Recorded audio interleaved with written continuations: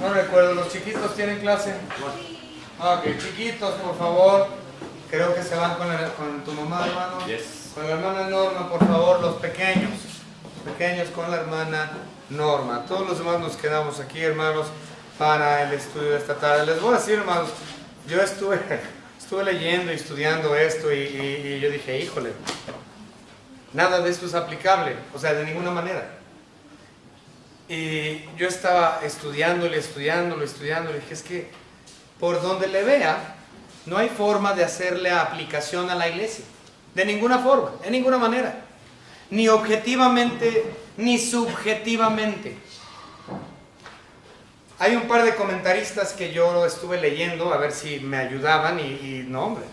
Ellos incluso hasta espiritualizaron el pasaje para poder darle aplicación a la iglesia. Y lo cual, obviamente, nosotros no estamos de acuerdo con la espiritualización de la palabra de Dios para darle algún tipo de aplicación a nuestra vida. Por lo tanto, hacer este estudio realmente fue un obstáculo, fue un reto realmente poder hacer este mensaje, hermanos. Y les voy a decir desde ahorita, no es exegético, no es expositivo como usualmente estudiamos aquí. Vamos a terminar leyendo todo el capítulo, hermanos. Quiero que me sigan con su vista. Quiero que ustedes vean lo que está sucediendo aquí. En realidad lo que vamos a estar estudiando, hermanos, va a ser lo de dos jueces. Estos dos jueces, el primero de Israel es el juez Otoniel, que nosotros lo podemos ver mencionado ahí a partir del versículo 7, 8, 9. Ahí viene ese asunto de Otoniel. Y el segundo juez que vamos a estudiar esta noche es Ahod. Y Ahod lo podemos ver a partir del versículo 15. Me parece que es el versículo 15, sí. Versículo 15 podemos ver a Ahod. Entonces, estos dos son los los jueces que vamos a estar estudiando en esta noche. Otoniel, el primer juez de Israel, que ya hemos estudiado un poquito acerca de él hace como 15 días o algo así. Y el otro es Ahod. Nuevamente, esto no es aplicable a la iglesia de ninguna manera,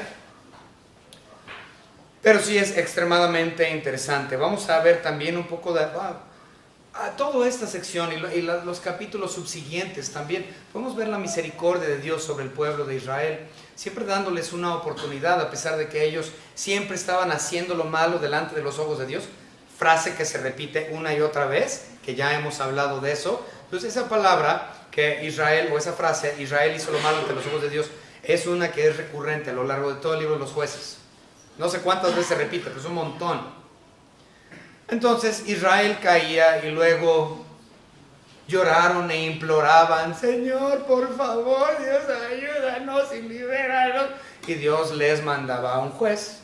Y mientras el juez vivía, Israel estaba bien, aunque no le hacían mucho caso al juez. De hecho, eso lo pueden ver unos versículos antes en el capítulo 2, que dice que ellos en efecto no le hacían caso al juez cuando éste muchas veces hablaba. Déjenme ver, bueno, no tengo el versículo aquí.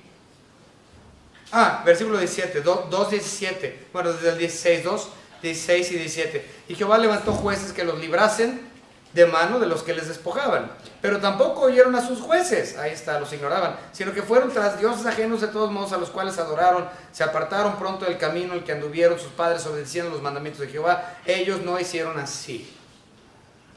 Entonces, cuando ellos caían, Dios enviaba a estos jueces y les daba la liberación de la opresión de los enemigos.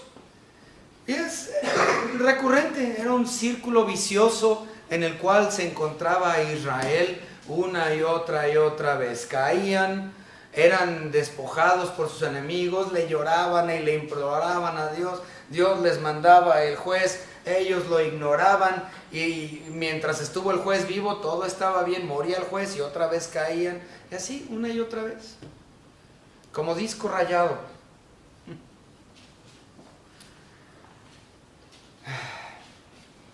Recordemos que ellos habían fracasado. Israel fracasó. Lo vimos en el capítulo 2 la semana pasada. Israel con sus tribus, la tribu de Manasés, la tribu de Efraín y todos del de Neftalí, todas esas tribus fracasaron, porque Dios les había dicho que ellos tenían que arrojar al heveo, al fereceo, al cananeo, al filisteo, ellos tenían que matarlos y erradicarlos, pero no lo hicieron, simplemente no lo hicieron. Les interesó más cobrar tributo y quedarse con el dinero de estos pueblos en vez de obedecer a Dios y sacarlos. Eso fue lo que hemos visto. Entonces, eso fue donde nos quedamos. Y aquí en el capítulo 3, versículos 1 al 6 del día de hoy, nosotros lo vamos a leer rápidamente para ver qué es lo que sucedió. Como Israel fracasó y no obedecieron a Dios, esto es lo que sucedió. Estas pues son las naciones que dejó Jehová para probar con ellas a Israel, a todos aquellos que no habían conocido todas las guerras de Canaán. Entonces Dios deja a estas naciones con vida. Bueno, de hecho los que las dejaron con vida obviamente fueron las tribus de Israel quienes fracasaron, pero Dios permitió que ellos viviesen, y como ya estaban viviendo y no los habían matado, no fueron aniquilados, entonces Dios dice, bueno, vamos a utilizarlos a estos enemigos para probar a Israel. Y empieza el versículo 2, solamente para que el linaje de los hijos de Israel conociese la guerra, para que les la enseñasen a los que antes no la habían conocido. Entonces, todo esto, todo el libro de Jueces es escrito para que podamos comprender, bueno, específicamente los hijos de Israel, quienes no habían nacido en esas guerras, pero que conocieran la guerra a causa de esos moradores inicuos que todavía los rodeaban. Bien, los 5 príncipes de los filisteos, que eso ya habíamos hablado acerca de los 5 príncipes, porque eran 5 ciudades principales donde habitaban los gobiernos de la raza filistea. Todos los cananeos, los sidonios, los heveos que habitaban en el monte Líbano, desde el monte de Baal-Hermón hasta llegar a Amat, y fueron para probar con ellos a Israel. Esa es la razón, Dios los utilizó de esa manera para saber si obedecerían a los mandamientos de Jehová, que él había dado a sus padres por mano de Moisés. Y nuevamente no lo hicieron, cayeron una y otra y otra y otra vez. Ahí está el ciclo vicioso. 5. Así los hijos de Israel habitaban entre los cananeos, heteos, amorreos, fereceos, heveos y jebuseos. Y aquí está el problema mayor. No solamente desobedecieron a Dios, sino que esto fue lo que pasó. Y tomaron de sus hijas por mujeres, y dieron sus hijas a los hijos de ellos, y sirvieron a sus dioses. Igual que Salomón. Salomón tuvo muchas mujeres, la gran mayoría de ellas no eran israelitas, no eran del pueblo escogido de Dios, eran mujeres de otros países, idólatras, y prontamente Salomón fue cambiado. Esto es exactamente lo que pasó con Israel. Israel, ellos tenían al verdadero y único Dios.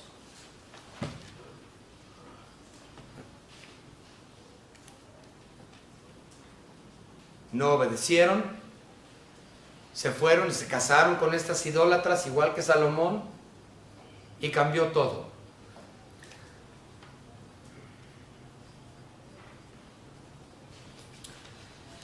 Entonces, aquí es donde nos hemos quedado.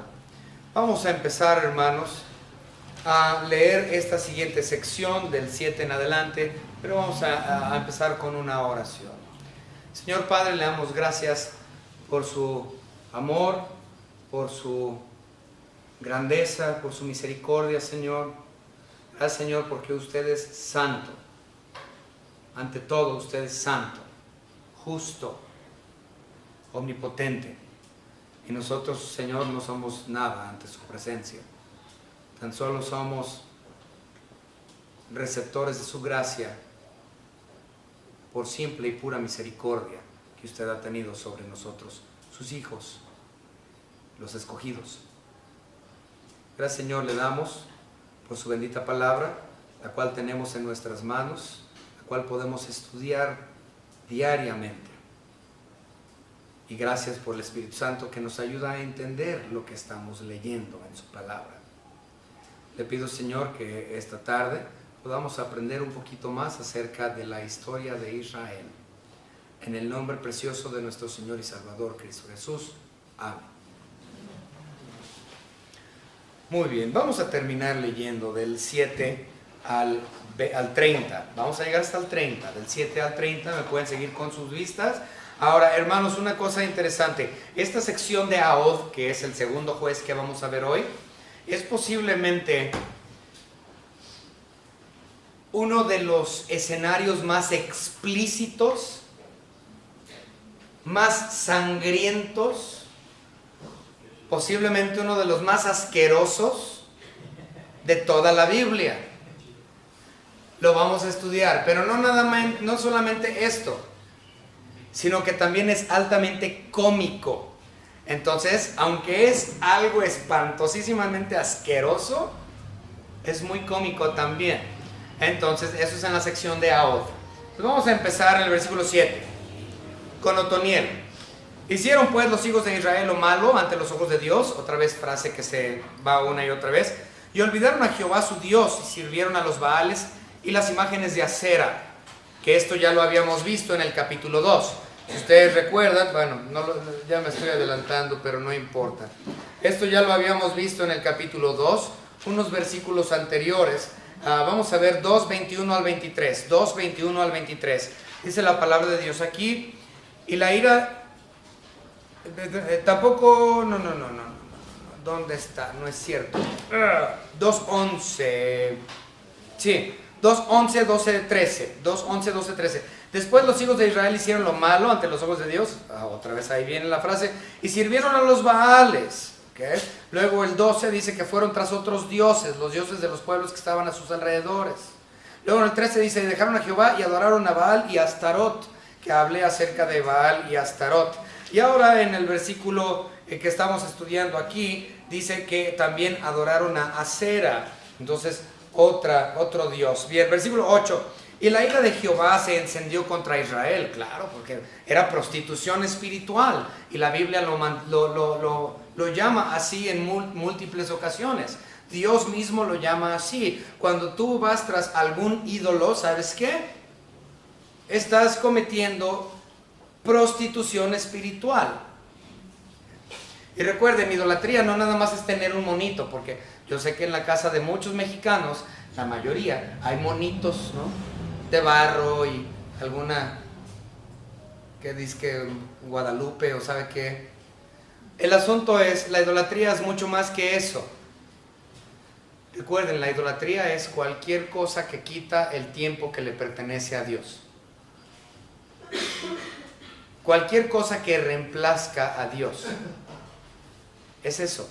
En otras palabras, si tú eres adicto a los carros y te encantan los carros y pasas más tiempo con tus carros que en la iglesia o en la palabra de Dios, porque ahí estás tallándole, lavándolo y enjabonándole, ¿tú sabes quién es tu ídolo? Tu carro. Tu carro es tu ídolo. Entonces no es necesariamente una imagen o una figura de barro o una estatua. Cualquier cosa que quite el tiempo que le corresponde a Dios en tu vida, eso es tu ídolo. Muy bien, entonces, en este caso son los Baales, Acera, Astarot. Bien, entonces dice, la ira de Jehová se encendió contra Israel y los vendió en manos de Cusán Risataim. Vamos a hablar acerca de la palabra vender en unos momentos más, pero vamos a terminar leyéndolo. Entonces él los vendió en manos de Cusán Risataim. Risataim, bueno, en realidad Cusán era su nombre, Risataim era como un apodo que se le dio. La palabra Risataim como tal significa, se me hizo chistoso, pero ha de haber sido horrible, significa doblemente malo. ¿Okay? Eso es lo que significa literalmente Risataim, doblemente malo, o engañoso, o terrible, doblemente terrible, como quieran verlo. Entonces, era Cusán, el doblemente terrible, ¿okay?, o el doblemente malo. Este apodo se lo dieron sus enemigos, ciertamente, por cuestión de la crueldad que él demostraba en situaciones bélicas. Entonces, bien, Cusán Risataim, o Cusán el doblemente terrible, rey de Mesopotamia. ¿Okay? Entonces, este era peor que Iván. Recuerden que Iván era Iván el terrible, este es el doble. Bien, Y sirvieron los hijos de Israel a Cusán Risataim 8 años. Es decir, Israel estuvo bajo la esclavitud de ellos por un total de 8 años. Estaban bajo opresión de ellos. Entonces clamaron, Señor Dios, los hijos de Israel a Jehová, ayúdenos por favor, 8 años de opresión. Y Jehová levantó un libertador o un juez. De hecho, la palabra libertador y juez como tal son sinónimos en el libro de los jueces. Sí, tenemos que entender que los jueces no eran un juez como nosotros los visualizamos hoy, como un juez de la corte. O sea, sí hacían trabajos de corte como tal, o dentro de lo que era, pues sí, lo que viene siendo los juzgados, sí hacían trabajo de ese tipo, pero mayormente eran por cuestión de libertador. Entonces los jueces libertaban a Israel y libraron a Israel de las manos de sus enemigos vez tras vez tras vez. ¿Okay? Muy bien, esto es, bueno, entonces clamaron los hijos de Israel a Jehová. Jehová levantó su libertador, los hijos de Israel, y los libró. Esto es a Otoniel, hijo de Cenaz, hermano, fíjense aquí dice hermano menor de Caleb. Ok, aquí parece haber una discrepancia, porque aquí dice que él era el hermano menor de Caleb. Pero nosotros ya habíamos estudiado en el capítulo 1, específicamente los versículos, a ver, déjenme ver dónde lo tengo.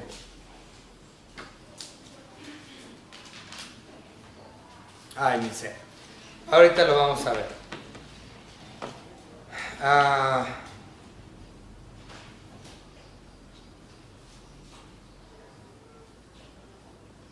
No, tengo que encontrarlo, hermanos, porque es importante.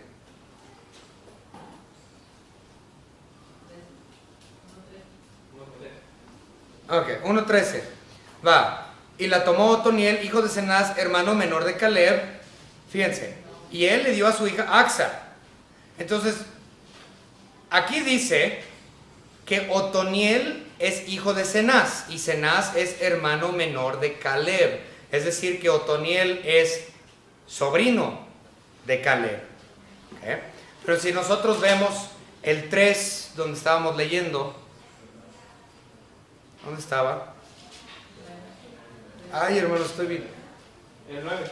Ok, 9. Entonces clamaron los hijos de Israel a Jehová. Jehová levantó un libertador a los hijos de Israel y los libró. Esto es a Otoniel, hijo de, no, viene igual. Hijo menor de Caleb.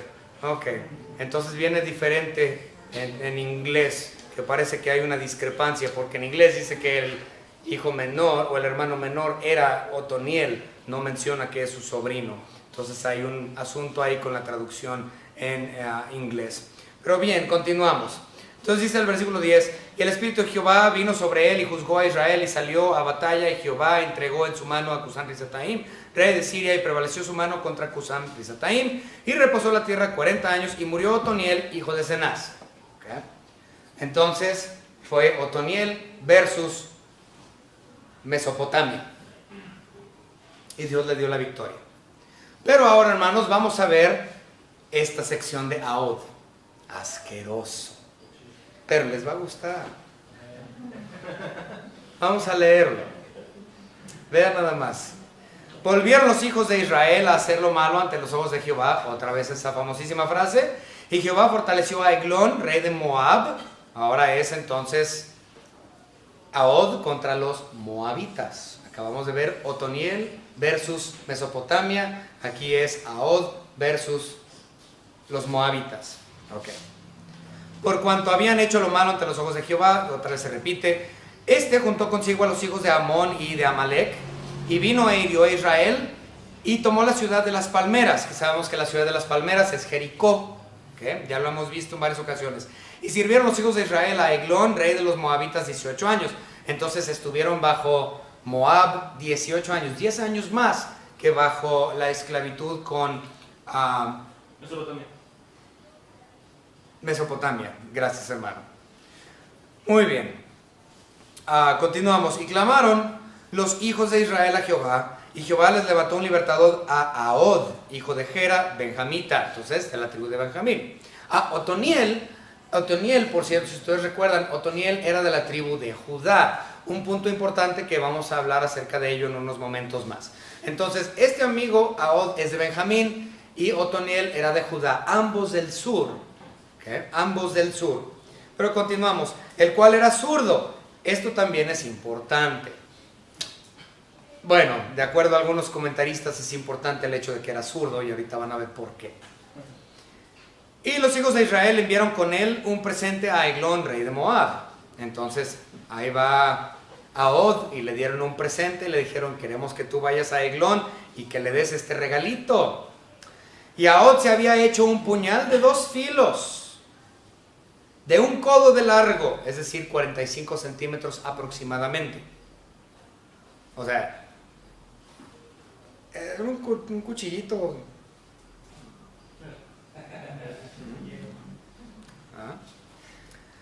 Ok, de codo largo, y se lo ciñó debajo de sus vestidos a su lado derecho.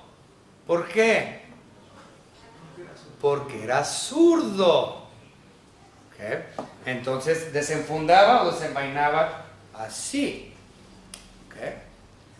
Y la mayoría de la población del mundo es diestro, no zurdo. Eso es importante, espérense tantito. Y entregó el presente a Eglón, rey de Moab, y era Eglón hombre muy grueso, estaba gordo el compa. 18. Y luego que hubo entregado el presente, despidió a la gente que lo había traído. Mas él se volvió desde los ídolos que están en Gilgal y dijo: rey, una palabra secreta tengo que decirte. O sea, esto es lo que Ahod le dijo al rey Eglón. Mira, tengo algo importante, no le digas a nadie, esto es en privado entre tú y yo. Él entonces dijo: calla. Y salieron de delante de él todos los que con él estaban, y se le acercó a Ahod estando él sentado solo en su sala de verano. Y Ahod dijo: tengo palabra de Dios para ti. Él entonces se levantó de la silla. Entonces alargó Ahod su mano izquierda y tomó el puñal de su lado derecho y se lo metió por el vientre. De tal manera que la empuñadura entró también tras la hoja y la gordura cubrió la hoja, porque no sacó el puñal de su vientre y se le salió el estiércol. Le metió el puñal en la panza, se la dejó, o sea, literalmente hasta la empuñadura, se la dejó enterrada y se le salió todo. Y salió Ahod al corredor y cerró tras sí las puertas de la sala y las aseguró con el cerrojo. O sea, porque quería escapar, obviamente, pues acabo de matar a un rey, acabo de matar a este regicidio, de cometer regicidio, pues yo me voy, ¿no? Yo no me voy a quedar aquí a que me arresten o que me maten, vámonos. Entonces él cerró cerrojos y todo y se fue. Cuando él hubo salido, vinieron los siervos del rey. Ahí va, esto está muy chistoso. Aquí viene lo cómico. Pongan atención. Cuando él hubo salido, vinieron los siervos del rey, los cuales, viendo las puertas de la sala cerradas, dijeron: pues sin duda, pues él cubre sus pies en la sala de verano. ¿Saben qué significa eso de cubrir sus pies en la sala del verano? Estaba en el trono de porcelana el amigo. Cuando tú vas y te sientas en la taza y te bajas los pantalones, ¿qué haces? Te cubres los pies con la ropa que te quitaste. ¿No es así? Ok, entonces este amigo tenía una túnica o lo que haya tenido y se quitó la túnica para su rancho, se cubrió los pies y sus sirvientes dijeron: ¿dónde está el rey? Pues no lo hemos visto. Seguramente está allá en el cuarto de verano cubriéndose los pies. Lo cómico, hermanos, es que pues en efecto sí defecó, pero no de forma natural. Sus sirvientes tenían la razón, en efecto estaba él indispuesto.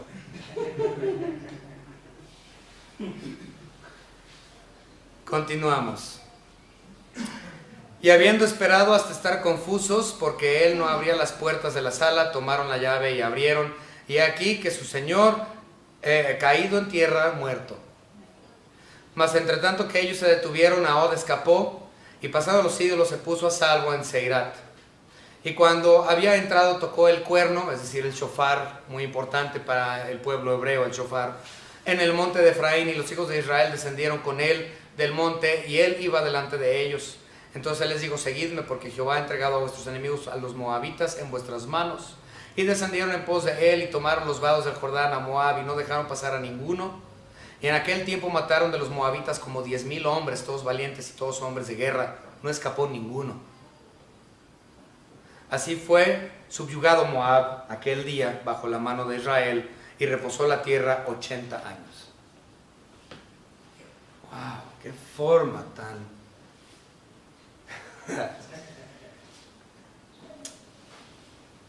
No tengo palabras, sinceramente.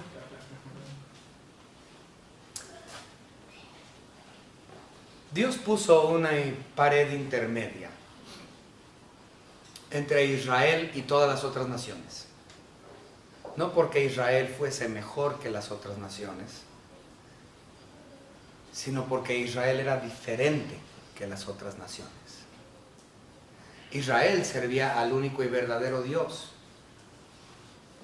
Israel tenía el tabernáculo donde ahí moraba la gloria Shekinah. Israel conocía la verdad.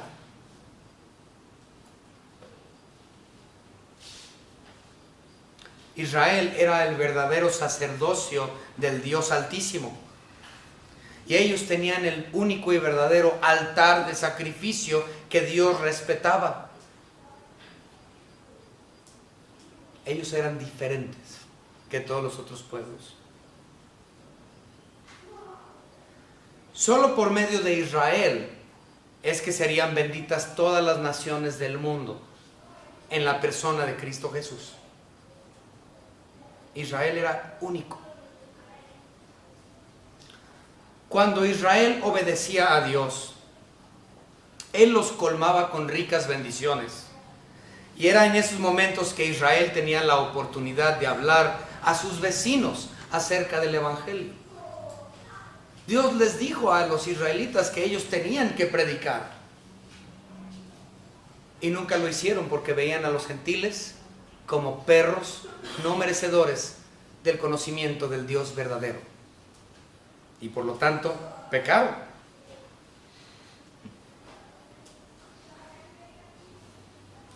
Sin embargo, en vez de crecer o de crecer en Dios y hablarle a sus vecinos del Evangelio, los dioses paganos cambiaron a los israelitas en vez de que ellos cambiaran a los vecinos. Ellos hicieron todo lo opuesto a lo que Dios y Moisés les habían dejado estipulados. Y con esto, al hacer lo opuesto a lo que Dios estipuló, ellos tumbaron esa pared intermedia que Dios había construido entre todas las demás naciones e Israel. Ellos lo derrumbaron porque se casaron con estas paganas. Y hay muchos versículos en cuestión a esto. Vamos a leer nada más 2 porque la verdad es que hay demasiados.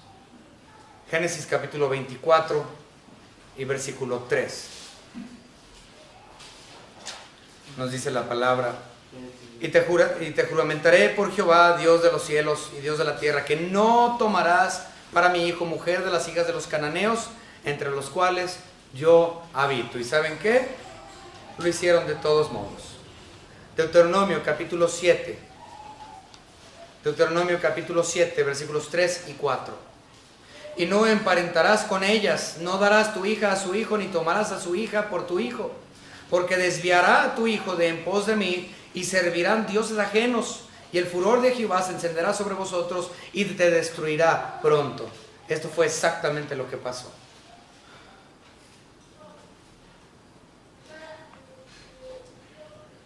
A causa del pecado de Israel, en 4 ocasiones leemos en el libro de Jueces que Dios vendió a Israel a sus enemigos.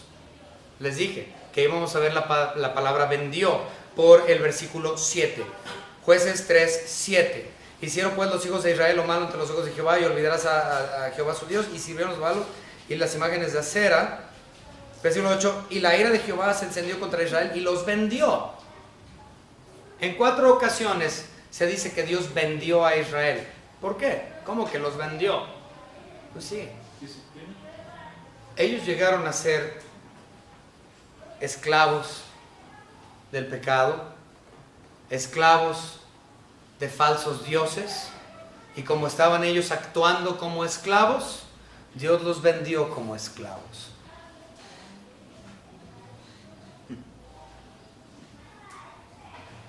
Podemos ver esta realidad en el 2.14. Vamos a leerlo ya rápido, ya lo habíamos visto. 2.14, y se encendió contra Israel el furor de Jehová, el cual los entregó en manos de robadores de los pueblos y los vendió en manos de sus enemigos. También lo podemos ver en el 4.2. En el 4.2 leemos, Jehová los vendió en manos de Jabín, rey de Canaán. También lo podemos ver en el 10.7. En el 10.7 nos dice la palabra de Dios exactamente lo mismo. Y se encendió la ira de Jehová contra Israel y los entregó en manos de los filisteos y en manos de los hijos de Amón. Entonces los entregó o los vendió en manos de sus enemigos. Otra vez, ellos estaban siendo esclavos del pecado, prostituyéndose espiritualmente, y Dios dijo, ¿sabes qué?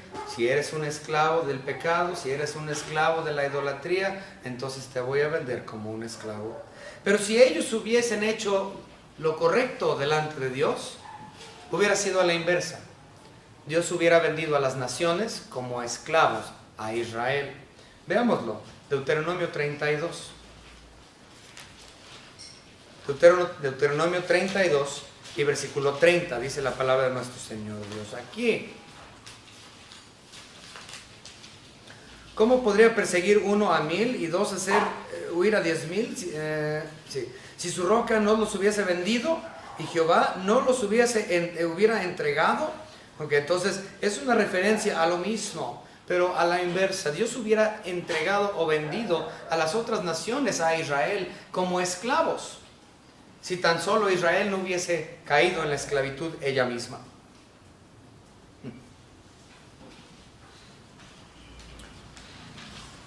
Ok, en cuestión a Cusán Risataim, sabemos que ellos eran de Mesopotamia, y Mesopotamia se encontraba al norte. Lo interesante entonces es, no sabemos realmente de dónde haya venido el ataque. No, la Biblia no nos especifica cómo es que Cusán Risataim, la Biblia no nos da detalles de cómo fue la batalla, pero sabemos que Mesopotamia quedaba al norte, entonces obviamente el ataque vino del norte hacia el sur. Ahora, una cosa que es interesante aquí, sin embargo, es que Otoniel era, como ya lo mencioné, de Judá, al sur. Entonces el ataque cruzó desde el norte al sur.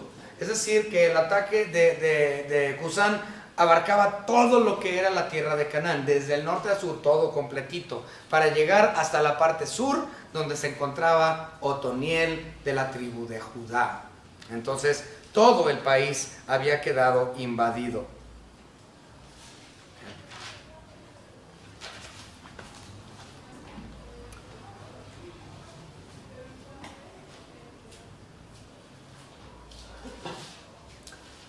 Con esto vamos a terminar, hermanos, porque ya les hablé de más. Yo les voy a hablar de una cosa muy importante, y yo creo en lo personal que es lo principal de todo esto que hemos leído, el meollo del asunto. Otoniel venció, Ahod también venció, y todos los jueces vencieron a sus enemigos. Pero yo quiero que observen una cosa muy importante. Capítulo 3, versículo 8.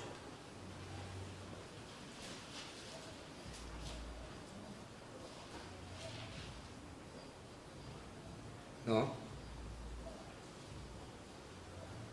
Perdón. 3:10. Eso es lo importante.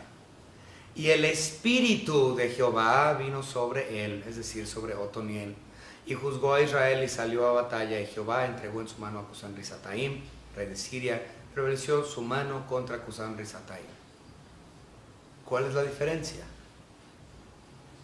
El Espíritu Santo. Otoniel tuvo victoria por el poder dado a él, la sabiduría, el entendimiento dado a él por causa del Espíritu Santo.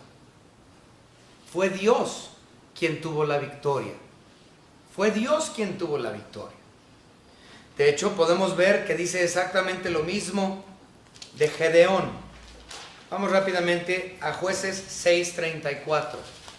Jueces 6:34. Entonces el Espíritu de Jehová vino sobre Gedeón, y cuando éste tocó el cuerno, los abiezeritas se reunieron con él. Gedeón también tuvo victoria a causa del Espíritu Santo que estaba sobre él. La Biblia dice también lo mismo de Jefté. Jueces capítulo 11 y versículo 29. Y el Espíritu de Jehová vino sobre Jefté, y pasó por Galad y Manasés, y de ahí pasó a Mizpa de Galad, y de Mizpa a Galad pasó a los hijos de Amón. Entonces Jefté también tuvo victoria, él estando en el Espíritu. Y el que muchos no consideran como un buen juez, también tuvo victoria por el Espíritu, Sansón.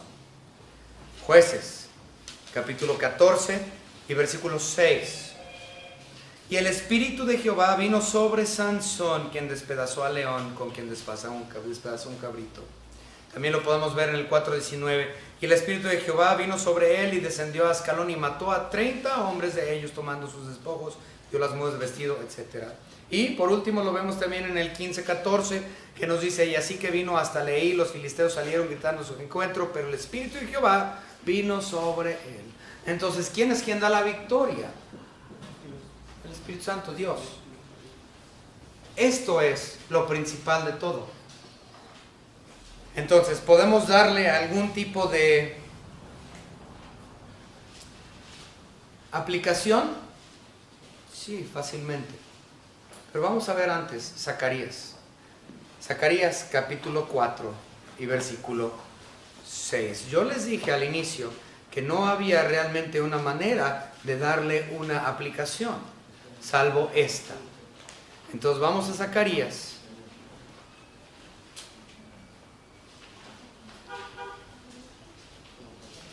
Zacarías capítulo 4 y el versículo 6. Entonces respondió y me habló diciendo: esta es palabra de Jehová a Zorobabel, que dice: no con ejército ni con fuerza, sino con mi espíritu, ha dicho Jehová de los ejércitos. ¿Quieren victoria? No con armas, no con fuerza, sino únicamente con el espíritu. ¿Quieren victoria en la vida? ¿Victoria sobre todo? Nada más en el espíritu. La Biblia nos dice a la iglesia, ahora sí, a la iglesia, que la iglesia debe de estar llena del Espíritu Santo. A diferencia de los hombres antes de la muerte de Cristo, los santos antes de la edad de la iglesia, en aquellos años el Espíritu Santo no moraba en el corazón, en la vida de ellos. El Espíritu Santo descendía y venía sobre ellos por un periodo pequeño, mientras la voluntad de Dios se hacía con ciertas cosas. Pero el Espíritu Santo no moraba de forma permanente en la vida de los creyentes, como a partir de la edad de la iglesia, a partir de Hechos 2, para ser específico. Entonces, ellos no tenían el Espíritu Santo en una forma permanente, a diferencia de nosotros, que tenemos al Espíritu Santo de forma continua y permanente y nunca se va. Por lo tanto, la iglesia debería de ser mucho más poderosa incluso, y deberíamos tener mucha más victoria tras victoria a causa del Espíritu Santo que mora permanentemente en el cristiano. El problema es que muchas veces no estamos llenos de Él, la cual hay una diferencia entre ser poseedor del Espíritu y ser llenado por el Espíritu. Hay una diferencia. Entonces se nos dice a nosotros en la iglesia, en la Biblia, que nosotros antes seamos llenos del Espíritu Santo. Vamos a ver unos versículos acerca del Espíritu Santo en relación a la iglesia. Hechos Libro de Hechos, capítulo 1 y versículo 8. Este es cuando vemos, bueno, vamos a leerlo. Pero recibiréis poder, es decir, poder de victoria, poder de todo, cuando haya venido sobre vosotros el Espíritu Santo, y me seréis testigos en Jerusalén, en Judea, Samaria, hasta lo último de la tierra. Entonces el poder, la victoria, es por parte del Espíritu Santo en la vida del creyente. Él es nuestro poder. También podemos verlo en el 2.4. Hechos 2.4 nos dice lo siguiente: y fueron todos llenos del Espíritu Santo y comenzaron a hablar en otras lenguas según el Espíritu les daba que hablase. Entonces ahí podemos ver la llenura del Espíritu Santo, y ellos pudieron hacer grandes cosas en la llenura del Espíritu Santo. En el 4.8, Hechos 4.8, entonces Pedro, lleno del Espíritu Santo, les dijo: gobernantes del pueblo y ancianos de Israel. O sea, pudo hablarle a gobernantes y reyes y gente de importancia porque él tenía el poder del Espíritu Santo, y él es quien le dio la victoria.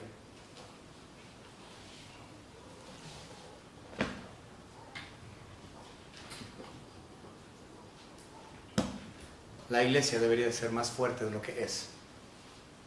Tenemos a Dios morando en nosotros. Quiero que pongan atención a eso. Dios mora en ustedes que han sido salvos. Él mora, o sea, en ustedes está Dios.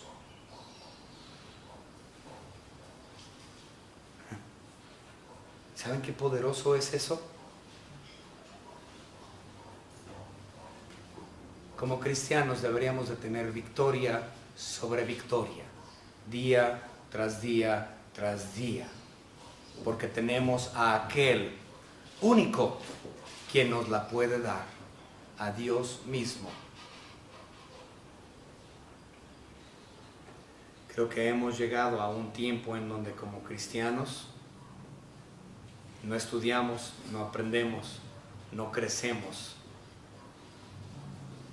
Hablamos de crecimiento espiritual, pero no hay un estudio, no hay una verdadera consagración.